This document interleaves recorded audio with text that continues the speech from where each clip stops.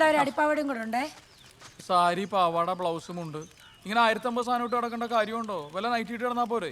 എന്നാ നാളെ മുതൽ ഞാൻ നൈറ്റ് ഇട്ടോളാം. എന്നിട്ട് നിനക്ക് ഒരു ലോഹയും മേടിച്ചു തരാം.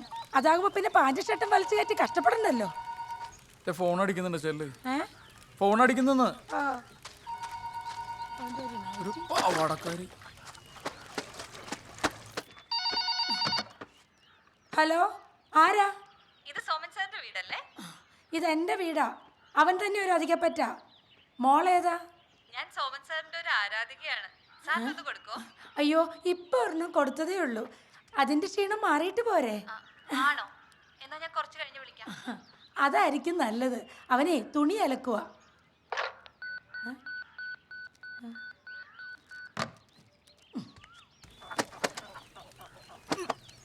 എടാ, എന്റെ ഒരു ആരാധിക വിളിച്ചത്. അയ്യോ, എന്നിട്ട് എന്നെന്താ വിളിക്കാഞ്ഞേ?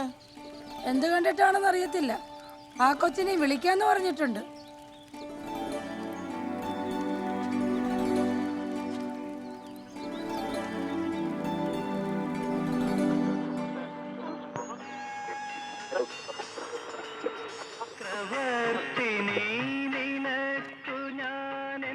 ശില്പഗോപുരം തുറന്നു പുഷ്പപാദുകം.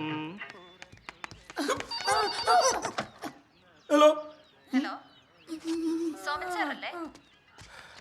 ഹലോ, കുട്ടിക്ക് എന്റെ നമ്പർ എങ്ങനെ കിട്ടി? അത് ഞാൻ ജബ്ബാർക്കയോട് ചോദിച്ചു വാങ്ങിച്ചതാ. അത് നന്നായി. അതെന്നാ? അല്ലെങ്കിൽ ഓഫീസിലേക്ക് വിളിച്ചാലേ സണ്ണി എന്ന് പറഞ്ഞാൽ ഫോൺ എടുക്കും. അവൻ ആളത്ര പഠിപ്പല്ല. സാറിനപ്പൊ ചെറിയ പൊസസീവ്നെസ് ഒക്കെ ഉണ്ടല്ലേ? പൊസസീവ്നെസ്സോ? എനിക്ക് കുട്ടിയുടെ പേര് കൂടി അറിഞ്ഞൂടെ പിന്നെ. സത്യം പറ, സാർ ഞാൻ വിളിക്കണമെന്ന് ആഗ്രഹിച്ചിരുന്നില്ലേ? ഇല്ല. ഏ? ഇല്ല എന്ന് പറഞ്ഞു കഴിഞ്ഞാൽ അതൊരു നുണയാവും.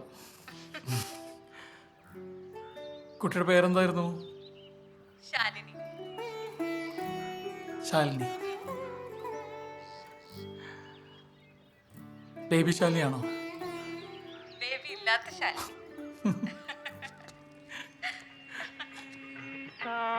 കാലഭഞ്ജികകൾ കൈകളിൽ കുസുമതാലമേന്തി